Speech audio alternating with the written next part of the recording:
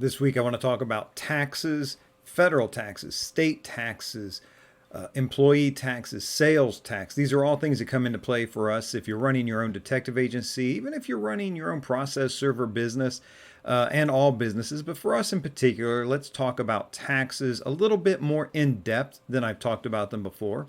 Hi, this is Larry K with ShadowAnyone.com and the creator of the Investigator's Ultimate Guide series, which is premium private investigator training from someone who's been there and done that. Federal taxes, and this comes, by the way, right out of the mailbag. I got a it felt like a rather urgent email from an investigator who was asking about how to deal with taxes. Not just what taxes do we pay, but how to pay the taxes. Of course, the default answer is check with your tax professional, your accountant, whoever does your taxes, a certified financial planner, maybe. I don't know. I'm not that guy. But here I'll tell you some of the things you have to look for and you have to take into consideration. I have a previous blog post and video about profit versus self-employment tax for private investigators. You can find that over at ShadowAnyone.com. But I really can go into the hows with that. And it's kind of clever because one of my favorite ways on how to pay taxes is dirt simple. So let's look at federal taxes, for example. Again, you're going to have to pay a self-employment tax on the profits that you make. And that's about 15.3% in the US. So if you make a profit of $100, if you think that's how much money you made, really $15 goes to federal taxes, that self-employment tax. So you've only made $85. So how do you pay that? How do you do that? There's two ways. One way that I really like a lot, and if you're at the lower levels of income, if you're not making a ton of money yet, usually this will work for you. Again, check with a tax professional. But you can just increase the withholdings from your day job, from your if you have a part-time job on the side or you have a day job and you're working investigations right now on the side, increase your withholdings there. They've got a set amount that they're withholding that's about going to cover the federal taxes that you're going to owe from your day job. Just go to payroll, talk to them and say, hey, I want you to pull out an extra $20 per pay period or an extra $100 a month or whatever it might be. Now imagine you do that for a moment. Say you're paid every other week. You have them pull out an extra $50 a pay period for you. That's an extra $100 a month. That's $1,200, $1,200 that year. You're going to be paying extra, quote unquote, extra into your federal taxes. If your business makes enough money that you need to pay $1,200 in taxes, then you're covered. You're not going to be surprised on April 15th when you have to pay your taxes. If you owe $2,000 in taxes to the federal government come April 15th, well, you've already paid $1,200 from that. So it really reduces the money you got to scrounge and come up with, although that can be a chunk of change right there. But increasing your withholdings from your day job is one way to do that. Now, when you hit a certain profit level, the government is going to expect to get paid even sooner than that. And so here's the way a quote unquote real business or a bigger business does it, is they pay estimated quarterly taxes to the federal government. This is dirt simple to do. The IRS.gov has got the form that you need, or your financial planner can give it to you. And you just print it out. It's 4 slips of paper. You cut them off of, they about fit directly in a number 10 envelope, but you just cut them off the form that the government gives you to print out, and you fill in the blanks, your name and maybe your social or your employer identification number, however you're filing taxes for your business, and the amount. And you can estimate, it's an estimated quarterly taxes, and you pay them 4 times a year. Now, how much do you pay on estimated quarterly taxes? That is definitely a question for a tax professional. I mean, at a bare minimum, I would say you should be paying 10% of what you think your profit is, and you're still going to come up short at the end of the year at that. But there, again, are certain levels of income, certain levels of profitability where if you vastly underpay, they're going to penalize you for that. And it's based on what you made last year, and you can base it yourself on projections for this year, but talk to your tax planner for that. So federal taxes, two main ways. You can have extra withholdings out of your day job, or you can pay estimated quarterly taxes. Probably the more professional way, and the way that will keep you from getting completely jacked up, is talking to your tax professional and doing the estimated quarterly taxes. Although, in my experience, if you're not making a lot of money, you can pay through your day job, and that's going to cover you well. And you're really not going to feel the bite that much. You're not going to fill out the forms, have to do that. Paying that estimated quarterly tax, I don't know about you, but whenever I have a once every 3 month bill, it always tends to shock me. The problem is we don't have a system in place to just set aside that money. Once you do, yeah, you're in pretty good shape. But those quarterly bills can be a shocker. Of course, you also have state taxes to pay, and that's off of the profit of your business. You can also, at your day job, increase your withholdings, and that should cover you pretty well, maybe completely.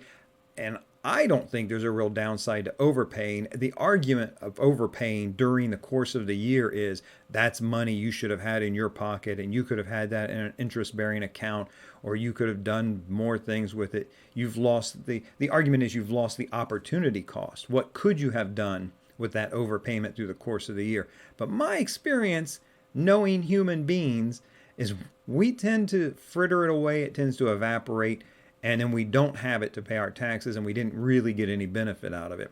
So your state taxes, again, consider your day job upping your state tax withholding to cover you. Otherwise, you may have to pay estimated quarterly taxes. Again, I hate to pawn this one off on my tax guy, but he kind of takes care of all that for me, so I don't delve too deeply into the state side of it. Sales tax. Now, there's another thing. In private investigation business, we call it a misery tax, because there's no one coming to you and hiring you because they're having a good day. They're suffering something. They've got a cheating spouse. They've got a person that's cheating their company on workers' comp. There's all sorts of reasons people hire us, and it's never a good reason. So, but there is a sales tax in many, many states, including mine, and you're going to have to pay a certain percentage. Now, that ideally for you should be on the invoice for the person. So if you're billing them $1,000 and your sales tax in your state is 6.5%, then you put that on the invoice. They should be paying that $1,000 plus whatever 6.5% is on that. And hold that money aside. Hold your sales tax money aside. Don't squander it. Don't spend it. Don't misplace it, because you're going to need it. And depending on where you are, you may have to file monthly quarterly taxes, or monthly sales tax, or quarterly sales tax. Again, for me, I can file quarterly sales taxes where I am. Sometimes, in a sense, that can make it a little more difficult. If you don't have a system in place for holding aside the sales tax you collect, it's going to bite you. If you're not collecting sales tax because it's something you don't want to do, or your marketing is that one price covers you. I don't charge any extra, say, for mileage. I don't charge any extra for this, that, or the other. Copy of the written report. I don't charge. I pay the sales tax for you. That's a clever marketing thing, because people know if you tell them it's $1,000, it's $1,000.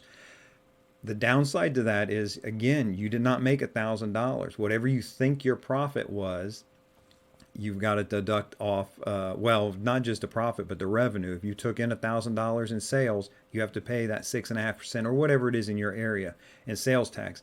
And it can ding into you pretty quickly. Imagine just for a moment that you actually, in practice, saved 6% of everything you made. That was just your habit. It happened automatically somehow. Maybe you have it programmed through a checking account or whatever. That would add up pretty quickly. At the end of the year, you would be pretty pleased to have that little extra chunk of change. Well, with sales tax, it works just the opposite. If you're not taking it into consideration, it is cumulative and it will bite you. So how you pay that with the state, I'm sure that there are automated methods and online methods. I have no doubt about that. I'm very old school on everything I do.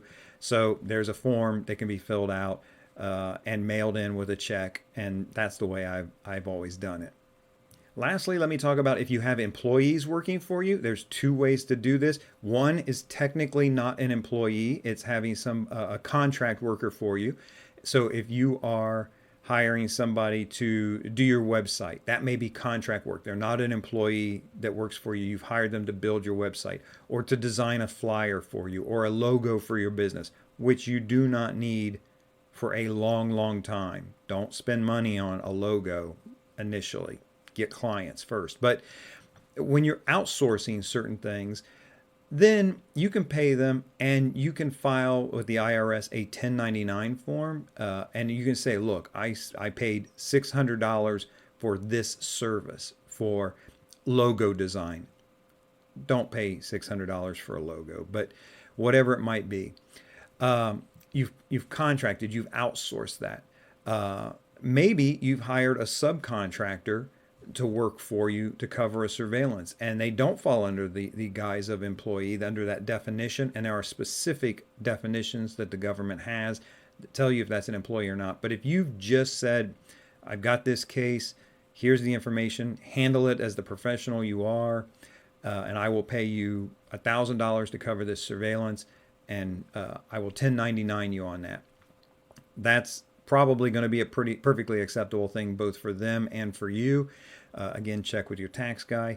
Don't miss there that you are telling the other investigator to handle it the way they know best. You're not micromanaging that. If you do too much in that area, then they might be considered for tax purposes an employee, and a 1099 is not going to cut it then. The other side is the true, genuine employee that meets these requirements set up by the IRS for what an employee is. And you can look those up on irs.gov. It's very plainly written there. But if you do have someone who's a genuine employee for you, you're going to have to withhold Social Security and other things out of their pay. And again, when we're self-employed, we get that 15.3% we pay ourselves. When you have employees, you pay about half of that to Social Security, about 7.5%, and out of their portion of the check comes the other 7.5%. But then you do have other things you have to pay, including workers' comp. That's not really a tax, but that's an expense you have as well. Also, when you have employees, don't miss the fact that it just does cost money to onboard them, to bring them on board, and to hire them in the first place. So there's all these expenses. How do you pay your withholding taxes for employees? Again, I just hand it all to my tax professional. He gives me the forms I need, and I write the checks and mail them off. So I can't give you too much specific there, except I want to say, you can do it. You can do it in-house. I know it's not that difficult. I just have chosen in the past not to do it.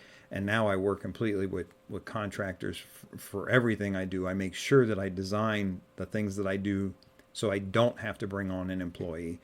But using a CPA, an accountant, someone who's licensed and qualified to do this for you, it can relieve you of that burden.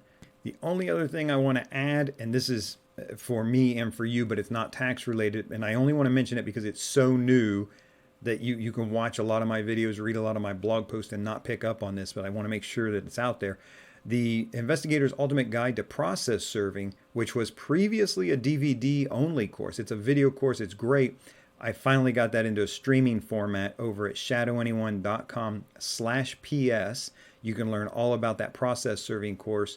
And when you click the button to add it to your cart, you can review before you check out, but it'll bring you to a page that shows you all the different lessons that are involved and tells you a little bit more about the course as well.